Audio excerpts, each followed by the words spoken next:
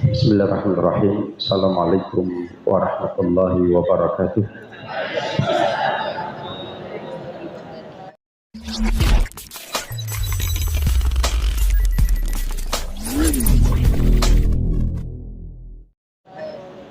Alhamdulillah. Alhamdulillahilladzi bi ni'matihi tatimmus shalihat wa bi fadlihi tatanazzalul khairat wal barakat wa bi taufiqihi tatahaqqaqul maqasid wal ghayat alladzi hadana li hada wa ma kunna linahtadiya laula an hadana Allah. Asyhadu an la ilaha illallah wahdahu la syarika lah wa asyhadu anna Muhammadan abduhu wa rasuluh la nabiyya wa la rasula ba'dah. Allahumma salli wa sallim wa barik ala sayyidina Muhammadin wa ala alihi wa ashabihi ajma'in. Amma ba'd. Yang saya hormati kepada beliau Ustaz Abdul Hamid hafizahullah ta'ala, dan kepada seluruh jamaah yang hadir, panitia seluruhnya, mudah-mudahan Allah tabaraka wa ta'ala senantiasa melimpahkan rahmat, barakah dan maghfirah kepada kita semuanya, dan mudah-mudahan kita semuanya tercatat oleh Allah subhanahu wa ta'ala dari hamba-hamba yang diampuni dosa-dosanya, dari hamba-hambanya yang dijauhkan dari api neraka, dan dari hamba-hamba yang mendapatkan rahmatnya. Amin ya rabbal alamin. Alhamdulillah. Apa tema kita hari ini? Hah? Jangan pelit. Oh, judulnya jangan pelit. Oh, ini abot nih judulnya ya. Jangan pelit. Ya. Salah satu yang disampaikan oleh Rasulullah Sallallahu Alaihi Wasallam, yaitu kita diperintahkan untuk menyelamatkan diri kita, menyelamatkan diri kita dari api neraka, meskipun kita menyumbang dengan setengah butir kurma, bukan setengah biji kurma, setengah butir kurma. Kalau setengah biji kurma nggak bisa dimakan, karena biji itu keras.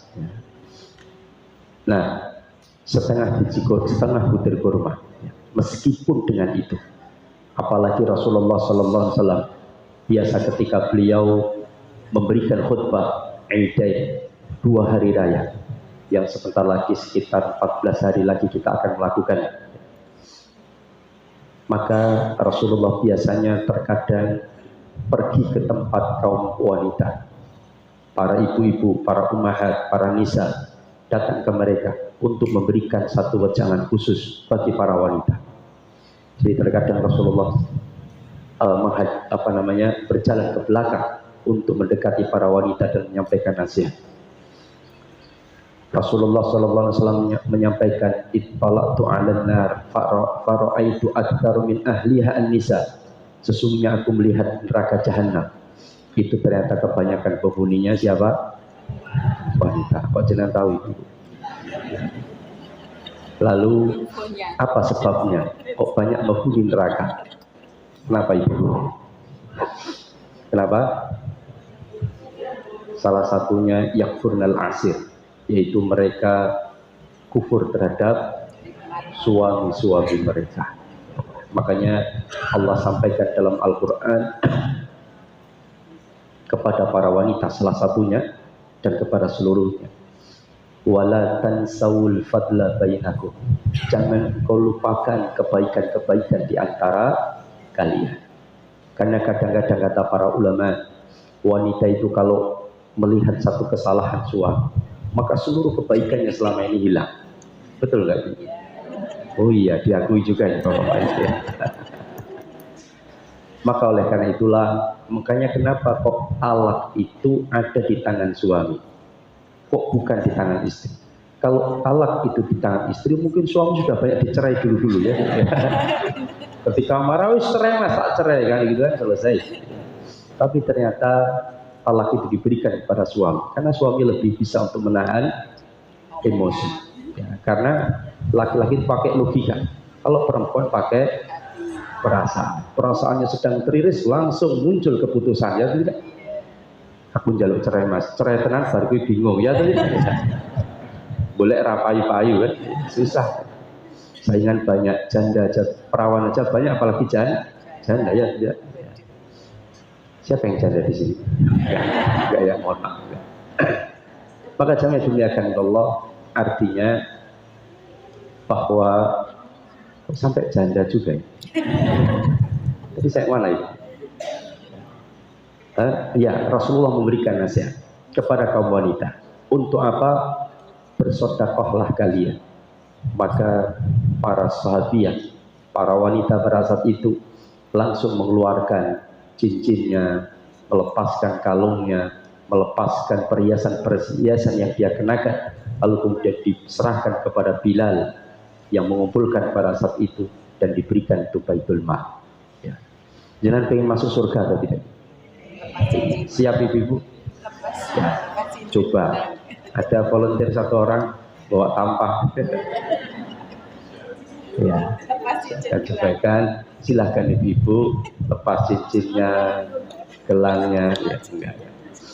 Artinya bahwa sedekah itu menjadi sesuatu hal yang amat sangat diharapkan oleh orang-orang yang meninggal. Makanya Ibnu Abbas mengatakan bahwa sesungguhnya ada sebagian kaum muslimin ketika mereka wafat, ketika mereka meninggal, maka mereka meminta roj'ah kepada Allah. Apa itu roj'ah? Pulang, minta pulang.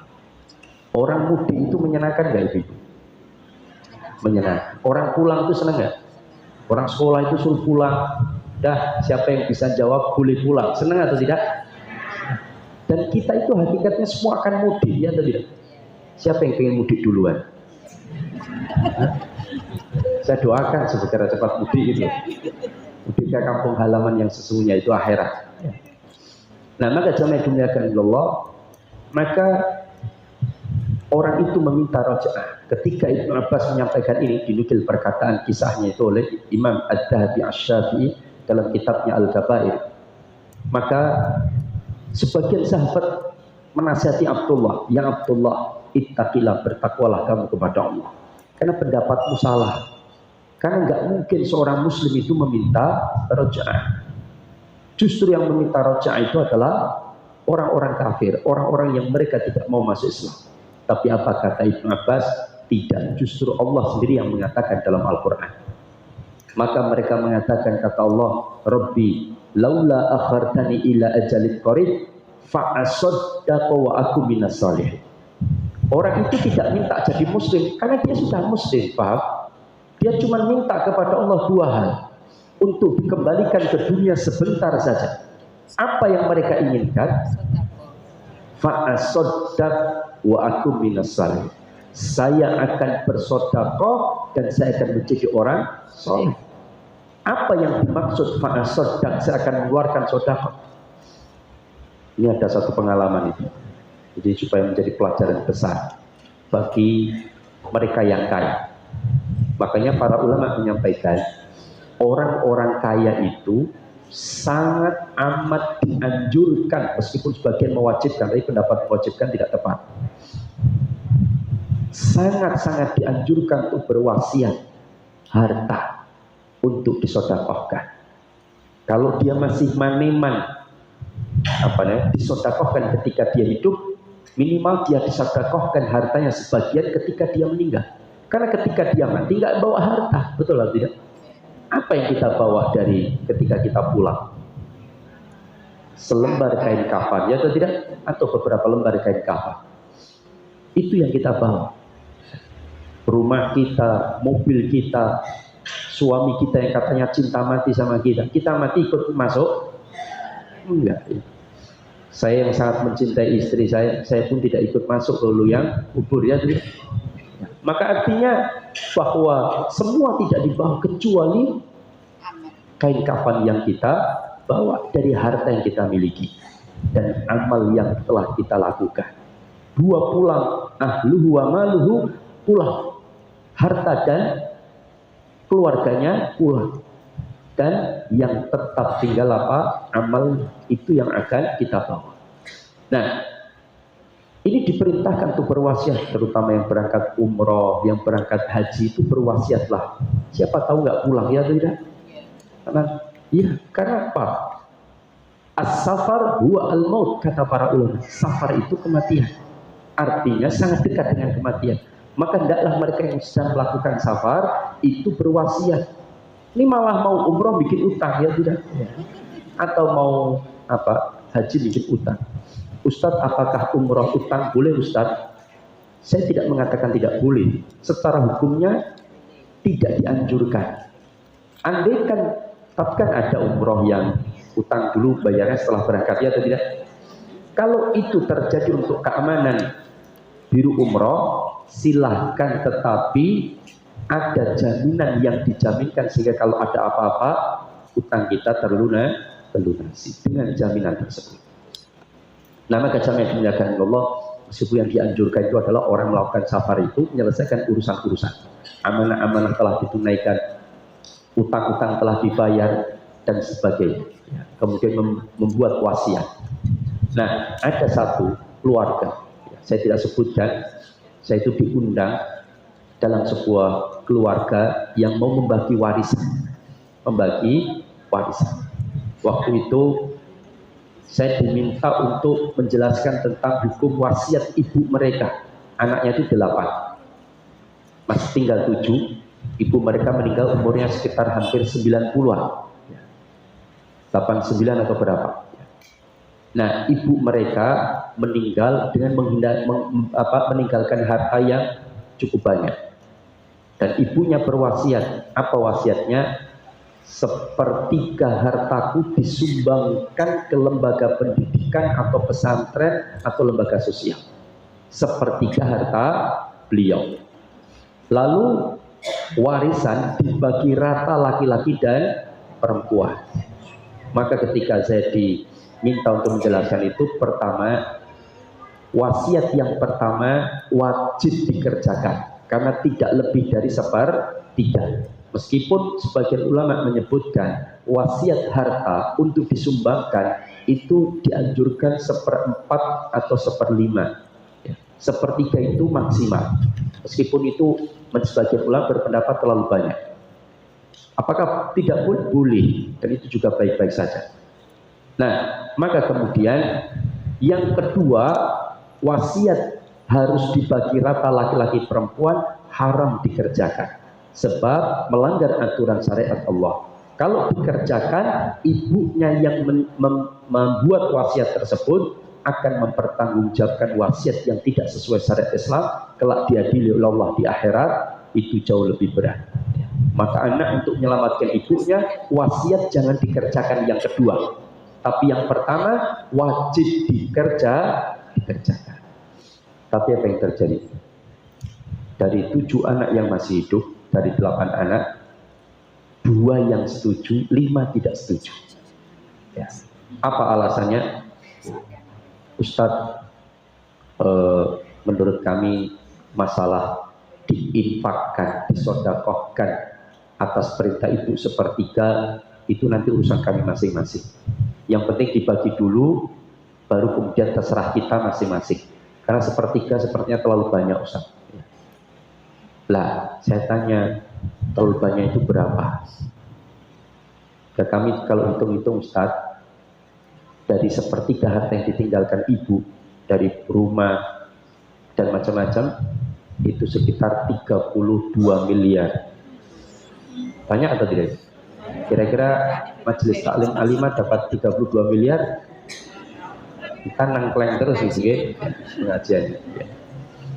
Nah, maka kami berat untuk melaksanakan. Maka itulah lebih baik memang sedekah itu ya ketika hidup. Karena sedekah yang paling rendah itu sedekah dengan nazar. Paham? Itu yang paling, yang kata Rasulullah, itulah sedekah ciri orang pelit. Sedekah dengan nazar. Ya Allah, kalau saya sembuh, maka saya akan sumbangkan 10 juta ke pondok pesantren. Sembuh tenang, terus disawang-sawang duit 10 juta kok yo kokeh menengan gitu kan. Maniman. Itu terjadi gitu. Saya ditelepon anak muda, Ustadz, saya punya masalah Ustadz. Apa? Saya itu punya motor satu-satunya yang selama ini saya beli dengan menabung tiap bulan sampai beberapa bulan itu saya tabung dan saya baru beli motor ini. Kebetulan pas kemarin COVID tinggi-tingginya saya kena COVID Ustadz dan saya masuk ICU. Di saat setengah kesadaran saya ada, maka saya mohon dan berdoa kepada Allah, ya Rabb, andaikan kau sembuhkan, ya Allah sembuhkanlah saya. Andaikan kau sembuhkan, demi Allah ya Rabb, saya akan sumbangkan motor saya satu-satunya yang terbaik. Bayangkan ibu. Dan qadar Allah sembuhkan. Setelah sembuh apa yang terjadi? Nonton nyawa motornya kok gimana? Terus ngomong bapak, saya itu ngomong sama bapak saya, Pak, kalau budget nadar niku motornya kula sumbangke. Motor mbok tuku seprono seprene nabung apa ya arep mbok sumbangke to Le. Kowe ora duwe motor. Jane nggih maniman Pak, lha pripun pun budget nadar. Wis ngene wae golek ustaz. Tekon pi carane nadare dibatalke. Nah, terus cari ustaz, saya ketemulah saya. Telepon saya, Ustaz, gimana Ustaz? Kira-kira nadar saya diganti apa gitu, bisa nggak Ustaz? Poso berapa hari nopo pripun? Maka saya sampaikan, nadar itu kalau tidak mampu dilakukan, karena tidak ada sesuatu yang bisa dilakukan, boleh diganti. Dengan apa Ustaz? Dia sudah senang memberi makan 60 orang fakir miskin. Ini pendapat sebagian ulama. Bukan nggak bungkusan 10.000 pengen swida kan 600.000 Pak gitu. Orang kehilangan motor kan seneng ya. Tapi itu kalau tidak mampu dilakukan. Contoh, orang bernadar, ya Allah, kalau saya jadi istrinya si fulan misalkan ya, saya akan puasa Daud selama sebulan, setahun lah ya, setahun. Ternyata habis betul jadi istrinya si fulan, stroke ibu-ibu ya, stroke. Karena senangnya kebanteran ya. Stroke.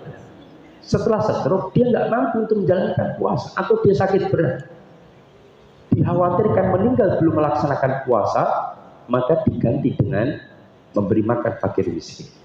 Atau ya Allah, saya akan sumbangkan motor saya, ternyata motor hilang ya tuh ya. Nah, maka dia ganti karena nggak mampu. Nah sekarang jenengan motornya ada nggak Mas? Ada Ustaz. Ya sudah, sumbangkan saja, nggak ada cara lain. Nggak ada apa gitu Ustaz, kira-kira yang bisa? Nggak ada Mas, sudah disumbangkan, Allah akan berikan ganti yang lebih baik. Inilah ciri sodakohnya orang beli, kata Rasulullah. Yang lebih baik di atas itu apa? Dari nadar, yaitu bersodakoh ketika saat dia sakit. Sodakoh pada saat dia sakit. Loro lagi gelem sodakoh ya tidak? Karena ada tendensi apa? Cari kesembuhan dengan wasilah bersodakoh. Apakah dilarang? Boleh. Paham? Jadi ketika kita sakit, supaya doa kita mustajab, kan diperintahkan bertawasul. Salah satu tawasul yang dianjurkan adalah bertawasul dengan amal soleh. Dan amal soleh salah satu bentuknya adalah sodakoh. Maka ketika kita bersodakoh, lalu kita bertawasul, ya Allah, saya telah menyumbangkan 10 juta, maka terimalah doa saya ya Allah, mudah-mudahan kau sembuhkan saya. Maka itu dibolehkan. Tapi itu masih kalah dengan tingkatan sodakoh yang dia lakukan ketika dia sehat. Dan ketika sehat pun ada dua keadaan. Ketika dia sempit dan ketika dia lapar. Dia cuma punya roti, itu pun untuk dirinya dengan istrinya dan anak-anaknya kurang. Tapi tetap dia bersodakoh, berbagi dengan tetangganya, itu jauh lebih baik dari sodakohnya juragan roti. Yang dia rotinya kurang-kurang. Maka artinya tingkatannya berbeda. Makanya Allah itu dalam memberikan balasan, itu Allah berikan balasan dengan seadil-adilnya. Orang yang miskin nyumbang 10.000 dengan orang kaya nyumbang 100.000, belum tentu nilainya lebih tinggi. 100.000 belum tentu. Paham? Tergantung dari niat dan keadaan orang itu. Secara jumlah dia lebih baik yang 100.000 secara jumlah. Tapi kalau yang 100.000 itu hartanya ratusan juta tapi nyumbangnya 10.000, ya tadi ya. 2 juta pun untuk bayar sesuatu kurang, tapi dia tetap nekat nyumbang 10.000. Lama kata jamaah dimuliakan Allah, inilah keadilan Allah Subhanahu wa ta'ala. Makanya kita ini kan kadang-kadang dalam beramal soleh kan kadang-kadang juga diliputi dengan futur, malas, betul atau tidak? Bosan. Ngaji bosan gak sih? Oh bosan ya, alhamdulillah. Nah, maka Allah Subhanahu wa ta'ala berikan waktu di akhir dalam sebuah amal itu, terkadang tidak semuanya, itu Allah berikan pahala yang jauh lebih besar daripada waktu di awal. Contoh Ramadan. Ramadan ini waktu yang terbaik 10 di awal, 10 di tengah, 10 di akhir. 10 di akhir. Kenapa demikian? Begitu pula Jumat. Jumat itu waktu terakhir balik, terataknya sudah mulai dikembalikan. Karpet di luar sudah mulai digulung, ya atau tidak? Tinggal masjid penuh. Tapi 10 hari yang terakhir, maka karpet masjidnya sudah seperti hari-hari biasa. Betul Ramadan? Maka oleh karena itulah Allah berikan pahala yang lebih besar daripada 10 hari yang terakhir. Makanya malam Qadar atau Lailatul Qadar itu Allah letakkan di 10 hari yang terakhir. Dan Al-Quran juga diturunkan kapan? Kapan Al-Quran diturunkan? 17 Ramadan. Ulama sepakat Al-Quran diturunkan pada malam kapan? Malam Lailatul Qadar atau malam Qadar atau Lailatul Qadar. Kapan terjadi Lailatul Qadar? 10. Jadi bingung nggak? Kapan turun Al-Quran? 17 Ramadan. Kapan terjadi malam Qadar? 10 terakhir, berarti sejak malam 21. Kapan diturunkan Al-Quran? Inna anzalnahu fi Lailatul Qadar. Betul nggak ini? Bingung nggak? Gadok nomor betul? Betul. Saya tidak menyalahkan. Kenapa? Oh tidak, Al-Quran itu diturunkan utuh 30 juz langsung. Paham? Silakan baca dalam kitab para ulama, salah satunya Syekh Mana Al-Qattan dalam kitab fi ulumil Quran, itu Al-Quran pada malam Qadar itu diturunkan 30 juz, 114 surat, 6.236 ayat menurut pendapat yang lebih mayoritas. Jumlah ayatnya maksudnya kan ulama berselisih pendapat batasan langit mana kan tinggi. Di langit dunia itu ada namanya Baitul Izzah, itulah diturunkan Al-Quran langsung dari sisi Allah 30 juz. Baru dari Baitul Izzah diturunkan kepada Rasulullah itu berangsur-angsur selama 23 tahun. 13 tahun di Mekah, 10 tahun di Madinah. Jadi awal pertama kali turun di malam Qadar itu langsung 30 juz. Ini dijelaskan oleh para ulama. Imam Ibnu Katsir juga menjelaskan dalam tafsir. Imam At-Tabari juga menjelaskan. Para ulama menjelaskan masalah itu. Maka kapan Al-Quran diturunkan? 17 Ramadan. Ini pendapat sebagian ulama, iya. Saya tidak menyalahkan ya. Hakikatnya turunnya kapan kita nggak ada yang tahu. Tapi yang jelas ulama sepakat pada malam Qadar. Dan malam Qadar itu Rasulullah perintahkan mencari di ashril awakhir, di 10 hari yang terakhir. Kapan? 5 Ramadan. Berarti itu menunjukkan tiap tahun bisa berbeda, bisa sama. Maka kita mencuri mencari kan begitu. Kalau sudah diketahui malam 27 tinggal itikaf malam 27 saja ya tidak. Tapi jangan tidak, kita nggak tahu. Maka supaya nilai pahala kita terutama sedekah itu betul-betul dianggap oleh Allah lebih baik daripada sedekah yang dilakukan terus-menerus selama 83 tahun. Maka tiap malam para ulama itu menganjurkan, terutama malam Qadar, itu berinfaklah setiap malam itu. Kalau pasti kan kena salah satunya ya atau tidak? Nggak mungkin tidak. Pasti kena salah satu. Nah maka sedekah yang pas kena pada malam Qadar itu jauh lebih utama dari sedekah selama 83 tahun. Makanya besok ketika 10 hari terakhir bawa uang 1 juta. syukur tiap malam 10 juta. Ini betul, sanggup ini. Nah, maka orang itu akan meminta rojaah karena menginginkan untuk berinfak. Makanya Rasulullah SAW perintahkan kita untuk banyak bersedekah. Karena urusan kita dengan makhluk yang lain. Pak, man yassara ala muqsir yassarallahu fid dunya wal akhirah. Orang kalau menolong kesulitan saudaranya, maka Allah akan tolong kesulitan dirinya dan dirinya di dunia maupun di akhirat. Maka hakikatnya menolong kesulitan orang itu menolong diri sendiri. Kita bersedekah kepada orang yang membutuhkan, itu akan menolong diri sendiri.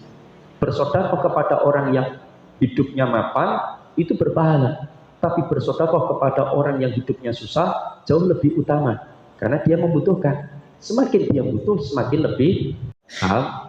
Jadi kalau bersedekah itu harta yang kita berikan masih kita cinta atau tidak? Iya. Kalau sedekah bajunya yang sudah bolong, sing yang sudah pudar, sing sudah amoh sebagian baru disedekahkan, kira-kira bagus gak ini? Tidak, Pak. Karena Allah sendiri memerintahkan wa atul mala ala hubbi. Kadang-kadang kita ini, mohon maaf ya, mungkin kita punya sepeda, tapi sudah ongkonya sudah jadi 8 ya, bannya sudah bentuk angka 8 gitu ya, karena habis rusak, peyok dan sebagainya, rantainya pedot, panggil di pipi, kamu mau sepeda enggak? Mau, Bu, itu ada itu di gudang sepeda, cuman apa namanya jebol itunya bannya dan sebagainya, kamu bawa pulang sana. Ngasihnya bagus, tapi kondisi yang dikasihkan nggak bagus, Pak. Lebih baik sepeda itu dibenarkan dulu di bengkel, jadi bisa dipakai. Kita sebagai pengurus itu ya macam-macam mungkin. Ada orang sudah, Ustaz, tolong Ustaz, ini saya ada kasur, mau kami sedekahkan. Oh iya, Kak, di mana? Ini mau diantar atau diambil? Diambil aja Ustaz, kita nggak bisa ngangkat. Ya sudah, saya nyuruh orang, tolong ya, antum kepala pesantren, antum ambil, ada orang mau nyumbang kasur. Ya Ustaz, ini alamatnya. Ketika diambil, dibawa ke pondok, ternyata kasurnya nggak layak dipakai. Paham? Itu kasur bekas hotel Melati yang dia miliki, Pak. Bekas hotel lah itu. Yang sudah jebol-jebol. Itu dikasihkan ke pondok pesantren.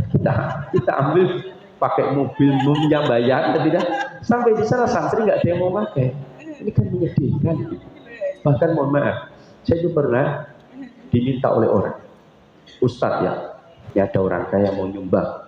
Oh ya, nyumbang apa? Nggak tahu saya. Pokoknya saya dipanggil mau nyumbang. Oh ya, saya datang ke beliau. Nah beliau ini apa namanya? Saya tidak menyebutkan namanya, ini sebagai sebuah pelajaran besar. Beliau ini kekayaannya banyak. Bahkan beliau lah yang berwasiat sepertiga hartanya disedekahkan. Lalu kami datang ke sana karena Ustadz yang minta teman ini nggak bisa nyupir, saya yang nyupir. Saya cari mobil, saya nyupir karena suruh bawa mobil, kata yang nyumbang.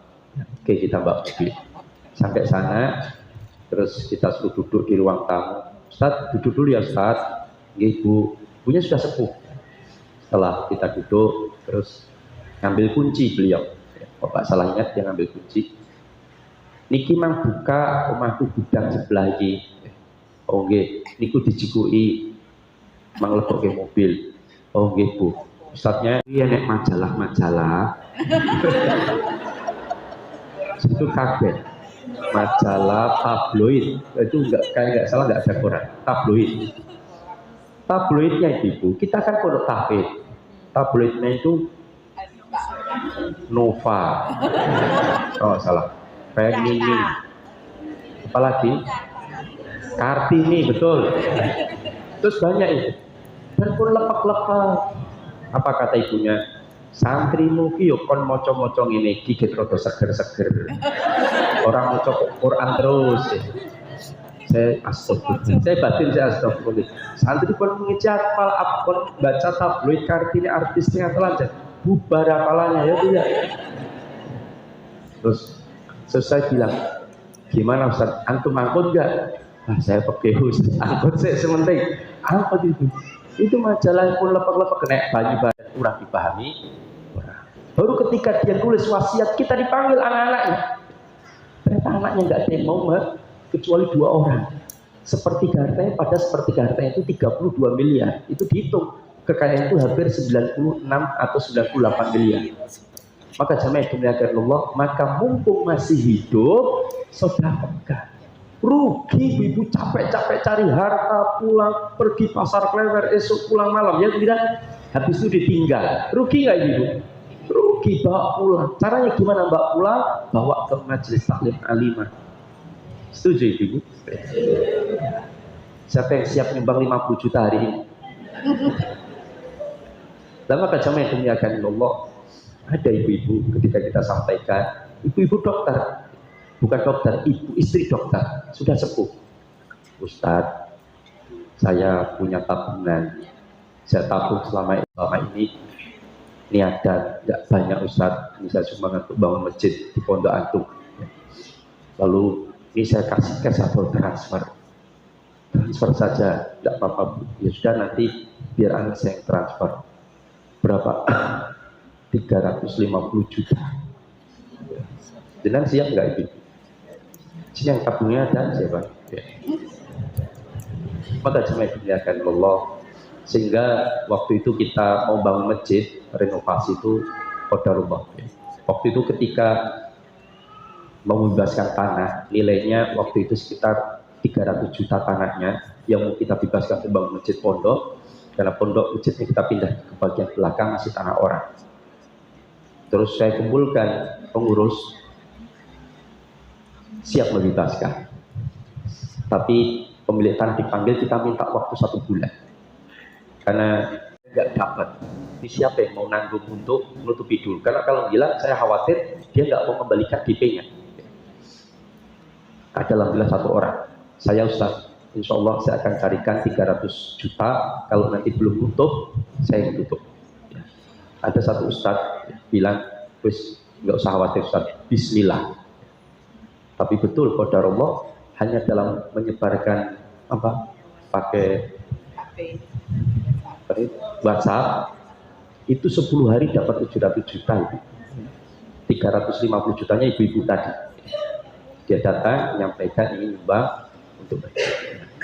Maka jamaah yang dimuliakan Allah, ini ya artinya mereka paham betul bagaimana menyelamatkan diri mereka dengan harta. Maka harta itu manfaat. Capek, apalagi hidup hanya untuk mencari harta. Esok duit, awan duit, sore duit. Maka harta itu silahkan. Cari harta sebanyak-banyaknya boleh, tapi niatkan tujuannya untuk menggapai akhirat.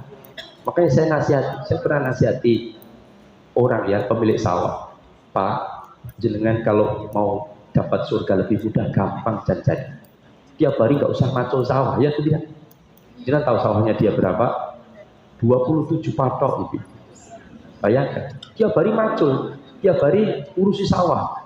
Ya ada tukang paculnya, tapi kadang-kadang dia macul sendiri nyawa kemana-mana. Bahkan ketika dicari temannya samping kita bertiga itu sampai, "Mbok kowe wakaf-wakaf tanahmu, tanah 17 patok ora diwakafke. Ki wakafke ke Pondok Ustaz Ridho." Saya cuma senyum-senyum saja, kata bapak sampingnya kan, "Wah, burung iso cik maniman," kata beliau ya. Berat itu. Terus buat apa? Coba hidupnya lebih bisa nikmat ya tidak? 27 patok. Tinggal hidupnya sebagian untuk investasi, bisa pasif income tiap bulan bisa dapat, nggak usah kerja ya tidak. Apa kerjanya? Datang majelis taklim, nyumbang, silaturahim, sudah akhirat semuanya intinya ya tidak. Jadi dia hidup bukan cari duit, paham? Duit sudah bekerja dengan sendirinya, dia justru hidup tujuannya untuk betul-betul akhirat itu nikmat itu. Jadi seneng nggak gitu ini? Punya kos, punya rumah, dikontrakkan ada 50 ya tidak, misalkan terus tiap bulan dapat hasil 50 juta. Kerjaan jenengan cuman datangi saudaranya yang miskin, sumbang, silaturahim sana, silaturahim sini, datang ke majelis taklim, ya atau tidak? Kira-kira senang nggak gitu? Senang. Pilih mana? Dia bari macul, sholat keter, ya atau tidak? Datang kajian nggak pernah, nggak tahu ilmu agama, sehingga banyak melakukan banyak kesalahan. 7 patok sawahnya nggak akan dibawa pulang, ya atau tidak? Nggak akan mungkin dia bawa pulang. Maka jemaah yang dimuliakan Allah, hiduplah yang cerdas, kata para ulama. Jadikan dunia itu Di mana gitu? Di hati atau di tangan? Di hati atau di tangan? Maka jadikan akhirat itu tujuan utama kita. Maka insya Allah kita akan ditundukkan dunia untuk kita. Karena kita tujuannya adalah akhirat. Dan maka jemaah dimuliakan Allah, maka orang itu akan meminta roj'ah ketika belum sempat bersedekah. Coba kalau ada orang diberitahu, Bu, insya Allah besok jam 7 pagi jenengan akan kedatangan tamu. Siapa tamunya Ustaz? Malaikat maut. Misalkan saya itu mimpi diberitahu oleh Rasulullah, misalkan ya, jenengan akan kedatangan tamu besok jam 7 pagi, malaikat maut. Kira-kira yang disodakohkan yang mana? Dia akan sodakohkan. Kemudian dia akan nangis, dia akan sholat, dia akan tahajud, bahkan itikaf di masjid, nunggu besok jam 7 pagi dijemputnya oleh malaikat maut. Itu yang dilakukan. Dan mati ini tanpa permisi gitu. Maka orang kalau sudah mati tapi belum bersodakoh, maka itu akan menjadi penyesalan. Dan ingat, sodakoh yang dimaksud di sini itu mengandung dua pengertian. Kata Ibnu Abbas, sodakoh yang dimaksud ini adalah zakat. Paham? Zakat. Karena zakat itu sodakoh yang bersifat wajib, dan sodakoh yang mustahabah, yang di luar zakat. Makanya dua perkara yang akan diinginkan oleh yang sudah meninggal itu bersodakoh, yaitu mengeluarkan zakat, dan sodakoh yang sunnah. Yang kedua, wa akum minas solehin, yaitu menunaikan ibadah haji. Karena haji ini pahalanya sangat besar. Makanya kata para ulama, kalau kita bisa berhaji, silakan berhaji. Haji berkali-kali boleh, tidak dilarang. Paham? Mau umroh berkali-kali boleh, bahkan ada orang umroh 5 kali, lalu ada orang miskin belum umroh, dia punya duit, mana lebih utama umrohkan orang miskin ini atau dia umroh sendiri lagi? Umroh sendiri lagi. Lebih baik lagi dia umroh sendiri lagi dan umrohkan orang miskin. Lebih baik lagi dia umrohkan sendiri lagi, umrohkan orang miskin plus umrohkan ustaznya. Enggak, selesai. Tapi kemarin saya umrohkan jamaah. Betul. Jadi kita bicara Ustaz, kalau jangan ditolak. Apa suami istri itu tidak baca. Saya punya nasihat dari Ustaz. Dia juga Allah yang saya apa dia umroh. Kalau antum berangkat bulan ini, kalau bulan ini, bulan depan, pilih di rumah manapun, insya Allah akan biaya seluruhnya. Maka dengan sangat terbuka dan tidak terpaksa, saya terima dengan senang. Saya belakang. Terus sebulan yang lalu saya umroh bulan Januari akhir 28 saya berangkat pulang Februari awal. Nah, cara mengingatkan Allah artinya bahwa sedekah dan amal soleh itu akan sangat didapatkan oleh orang meninggal, terutama mengeluarkan zakat. Dan kita sebentar lagi akan mengeluarkan zakat apa ini? Zakat apa? Fitrah. Zakat mal. Fitri atau fitrah? Fitrah, fitri. Mana yang betul? Fitrah, fitri? Fitrah. Saya sebutkan hadis dalam sebuah hadis yang diriwayatkan oleh Abdullah bin Umar bin Khattab. Abdullah bin Umar bin Khattab mengatakan apa? Farada Rasulullah sallallahu alaihi wasallam zakatul fitri sa'an min tamrin aw sa'an min sya'ir min al-hurri wal abdi wal dhakari wal unta wal gadi wasawir minal muslimin. Jadi zakat apa? Al-fitri bermakna kasih. Fitri itu maknanya adalah memutus puasa, artinya makan.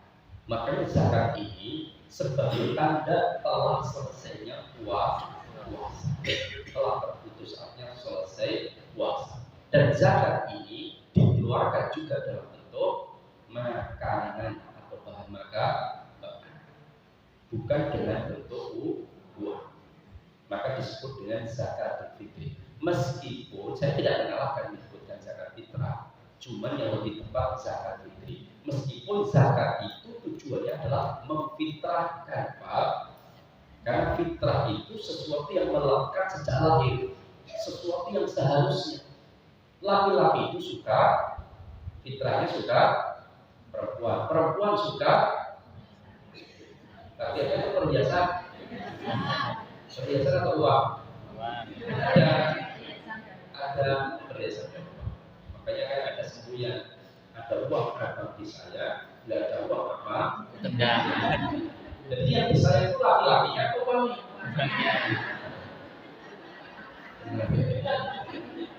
Baik bapak-bapak, jadilah berubah. Kalau tidak, jangan agak tidak. Maka jangan dimuliakan Allah. Nah, ini fitrah. Lalu zakat fitri ini siapa yang wajib mengeluarkan? Siapa? Anak kecil, orang dewasa, laki-laki, perempuan, budak dan merdeka. Itu yang wajib mengeluarkan. Tapi anak kecil, istri, budak itu yang mengeluarkan adalah yang memimpin keluarga tersebut, yaitu ayah atau orang. Dia wajib mengeluarkan zakat untuk mereka, anaknya, istrinya, budaknya, bahkan anak kecil yang masih bayi itu dikeluarkan zakatnya. Itu wajib. Kapan dia itu dihukumi wajib, Ustaz? Ketika di malam hari raya dia itu memiliki kelebihan makanan atau harta melebihi kebutuhan keluarganya untuk malam hari raya dan beberapa hari setelahnya, maka wajib dia mengeluarkan zakat itu. Meskipun sebelumnya dia kategori miskin mungkin ya. Tapi ketika di malam hari raya ternyata punya beras rong karung, Pak, dia punya kelebihan beras, maka wajib dia mengeluarkan zakat. Karena sebelum 3 hari malam hari raya dia pulang di rumah orang tua, kan gitu. Di rumah orang tuanya dia datang gelondongan, pulang bawa karung beras di bawah, kamu di barang di bawah, itu siapa lagi?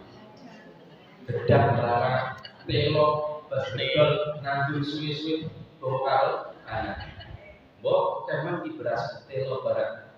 Tak boleh kok, kata mbok. Ya wis oleh kan enggak malah orang bisik bawa pulang, kasihan ya. Seharusnya anak itu datang ke orang tuanya bawa oleh-oleh. Sudah bawa untuk wolu ya dititip ke 5 dino, pas mau pulang kembali lagi ke rumahnya dasi digowo kambing, menyedihkan saya lihat pemandangan seperti ini ya tidak. Bukan dari mampir ke ruang rapi ya, kalau rumah orang paling cedak mampir aja. Kok lawanmu kan kok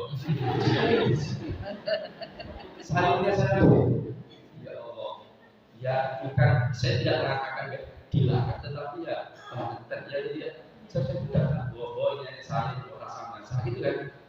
Ini malah saya bawa itu bawa, padahal bawa itu nyari pagi maksudnya buat siang sama sore, ini malah diambil sama. Nah, andai kan dia itu mungkin miskin, tapi dia punya kelebihan beras di malam hari raya, ngambil tempat ibu'e, maka dia wajib mengeluarkan zakat itu dengan orang. Kan dia punya kelebihan bahan makanan untuk dirinya dan keluarga. Nah, ini kewajiban dia. Ustaz, bagaimana jika dia ternyata dapat beras lagi ketika pembagian zakat itu? Padahal dia mengeluarkan zakat itu. Boleh nggak diterima? Boleh nggak diterima?